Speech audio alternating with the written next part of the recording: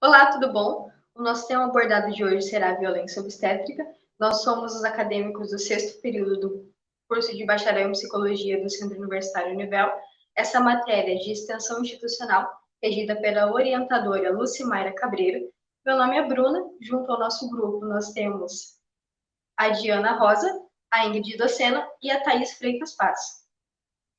Bom, para começar, é bom a gente dar uma breve introdução do que seria a violência obstétrica. Para que a gente possa começar a discorrer sobre o que é a violência obstétrica, é bom que a gente comece dando uma breve introdução sobre o que ela é. A violência obstétrica é um termo usado para agregar as diferentes formas que a mulher grávida pode sofrer durante todo o seu processo de gestação, incluindo no parto, no pós-parto ou durante toda a gravidez. Ela se trata de uma falta de respeito que a mulher sofre com relação ao seu corpo e toda a sua integridade, incluindo todo o seu processo reprodutor. É uma forma de violência que se manifesta de diferentes formas, incluindo verbal, física ou sexual. Bem como diferentes aspectos, incluindo procedimentos que não são necessários ou sem o cunho científico.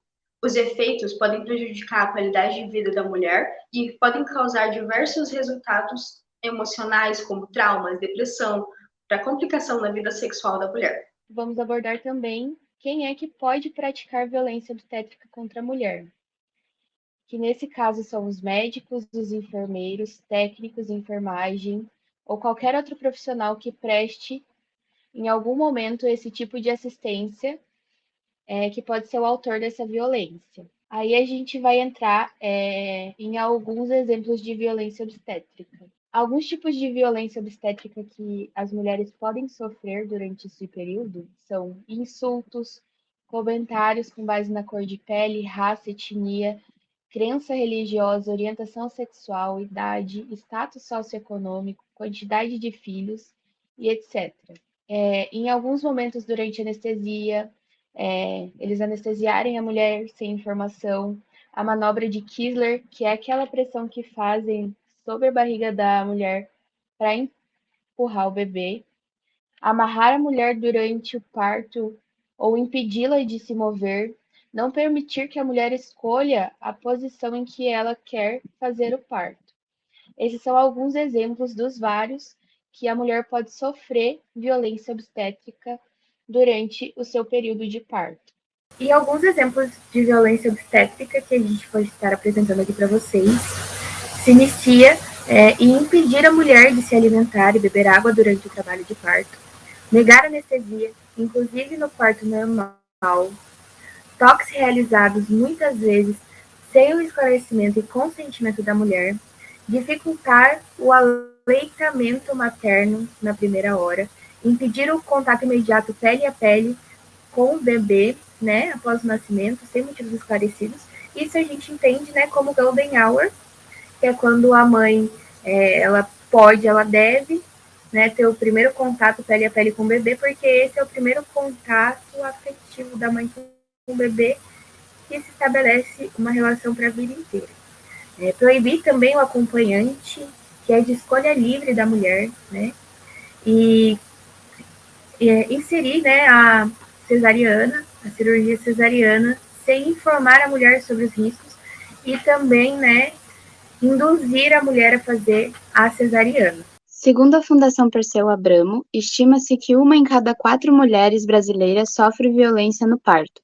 A violência obstétrica é mais comum do que se pode imaginar. Então, a Organização Mundial da Saúde, ela reconhece que a enfermagem obstétrica tem o potencial de desempenhar um papel significativo na melhoria das práticas posturais e na redução da violência na assistência obstétrica atual. O processo de transformação e o desenvolvimento das práticas dos profissionais técnicos em obstetrícia, também a formação de novos profissionais, tem suas bases no conhecimento científico.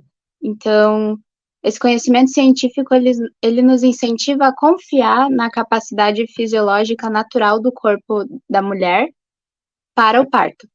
E ele fornece uma base sólida, tanto no ponto de vista científico quanto no ponto de vista legal. Isso é importante para a adoção de procedimentos necessários antes, durante e após o parto. Então, nesse cenário, quais questões são necessárias direcionar uma atenção cuidadosa? Ações a nível individual, familiar e comunitário, que são realizadas através da atenção primária à saúde, associadas ao cuidado pré-natal. Então, de maneira individual, são realizadas consultas regulares, exames físicos e um aconselhamento sobre práticas saudáveis para a gestante. No nível familiar, envolve o parceiro e demais membros da família para oferecer um suporte emocional e uma assistência prática. No nível comunitário, então, são promovidos workshops e estabelecidos grupos de apoio. E também acontece uma identificação da gestante em situação de vulnerabilidade. E essas medidas, elas visam melhorar a saúde materna, preparar a mãe para a chegada do bebê e melhorar os resultados globais da gestação. Então, dando continuidade no que a Thay apresentou, além das ações que ela apresentou, nós temos as ações sociais, políticas e institucionais, que seriam políticas de saúde, a infraestrutura adequada, conscientização pública, o monitoramento e avaliação e o empoderamento da mulher. Todas essas ações, elas vão ajudar para a igualdade, na qualidade, nos cuidados dos pré-natais e na melhora do atendimento da gestante, consequentemente dos recém-nascidos. Então, no Brasil, a gente tem uma alta cobertura nos pré-natais, 98,7%. Porém, 40% dessas gestantes, elas dizem não ter recebido orientação sobre o parto. Então, embora a gente apresente uma alta cobertura no pré-natal, as orientações, elas são muito limitadas. Então, o essencial seria capacitar os médicos de família e comunidade para orientar as gestantes sobre o parto, sobre os riscos e as intervenções duvidosas. E isso vai ajudar as mulheres, as gestantes, a buscar assistência obstétrica, uma atenção respeitosa e segura. Aqui a gente tem alguns exemplos de violência obstétrica. Na hora de fazer, você não gritou. Quem entrou agora vai ter que sair. É melhor seu marido não assistir o parto, senão ele ficará com nojo de você. Na hora de fazer foi bom, né? Agora aguenta. Então, aqui a gente vê claramente a violência perfeita, que seria aquela violência normalizada, que são praticadas constantemente pelos médicos, enfermeiros e profissionais da saúde. Só que muitas dessas violências, elas só são reconhecidas como violências muito tempo depois do parto, ou então quando alguém relata um caso parecido, que ouviu alguma coisa parecida. Então, diante disso que a Diana falou, né, a gente pode ver como é bem triste, né, e violento tudo isso que acontece com a mulher. E eu vou falar agora alguns dos efeitos, alguns dos prejuízos emocionais que as mulheres gestantes que sofreram violência obstétrica podem experimentar. Então, um trauma psicológico, que deixa as mulheres com sentimento de medo, ansiedade, impotência. E esse trauma, ele pode se manifestar como um transtorno de estresse pós-traumático, levando a mulher a ter flashbacks, pesadelos, também a depressão. As mulheres, elas podem desenvolver depressão pós-parto ou depressão antinatal.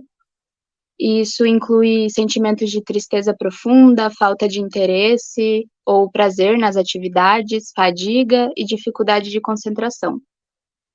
A ansiedade, que é uma consequência muito comum da violência obstétrica.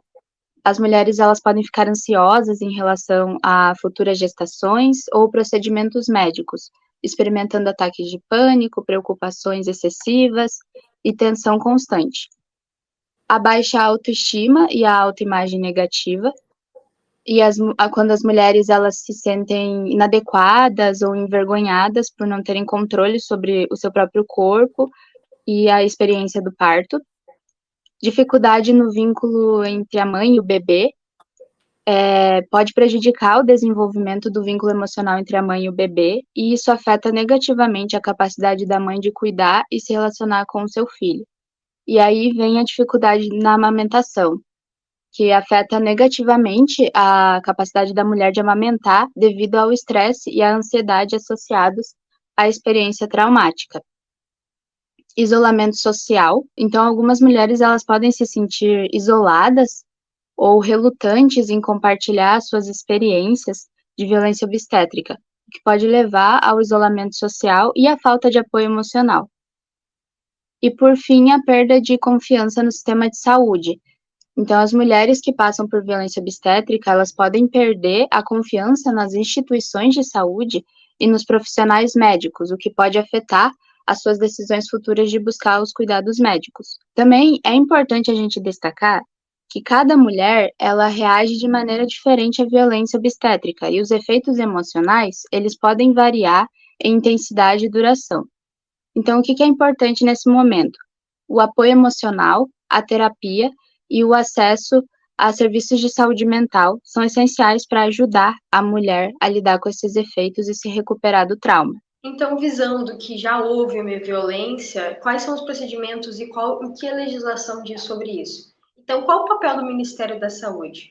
O órgão responsável por estabelecer os protocolos e os procedimentos adotados quando há violência obstétrica é o Ministério da Saúde. Então, a portadoria, no caso do intuito do programa, Imunizado de Pré-Natal do Nascimento, ambos do SUS, que ele prevê o direito de atendimento digno e humanizado às mulheres no parto e no pós-parto, para que haja uma assistência adequada à mulher. Mas a gente também precisa conversar sobre a questão da legislação e sobre a tolerância legal, que são os reflexos sobre a audiência na legislação. No Brasil, não existe uma lei federal que especifica o que é a característica de violência obstétrica. Então, a gente não tem uma lei federal que é especificamente sobre a violência obstétrica. Então, segundo o Código Penal Brasileiro, na Lei nº 2.848/1940, estabelece que o artigo 129 de diversas formas de lesão corporal, que ela pode ser aplicada às agressões físicas durante o parto ou tratamento inadequado do médico. Sendo assim, todos esses atos são enquadrados enquanto uma lesão corporal. No Código Penal, também se dispõe do artigo 215 sobre o crime de importunação sexual, que se põe a relacionar sobre a situação de desespero ou abuso contra a mulher em um contexto obstétrico. Então, como eu devo denunciar a violência obstétrica? É importante você ligar no 180, que é a Central de Atendimento à Mulher, que eles vão te encaminhar todos os passos que devem ser adequados, ou o 136, que é o Disque Saúde. Então, qual é o prazo para iniciar uma ação legal visando que eu sofri um abuso, no caso, minha violência obstétrica?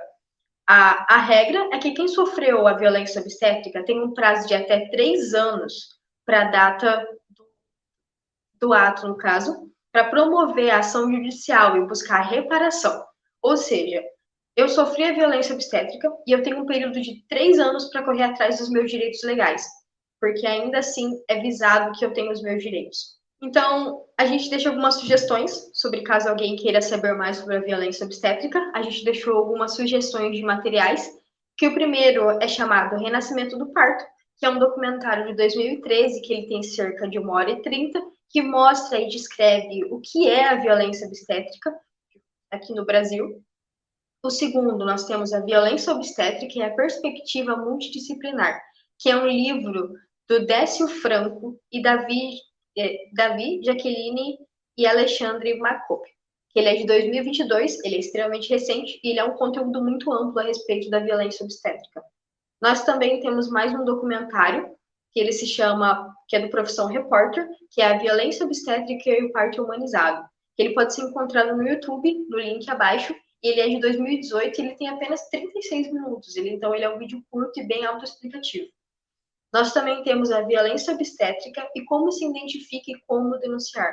Ela é uma reportagem do G1 que pode ser encontrada no link abaixo. Então, ele vai ter passo a passo de como a violência obstétrica pode ser denunciada. Então, é isso. A gente vai ficando por aqui. E tchau!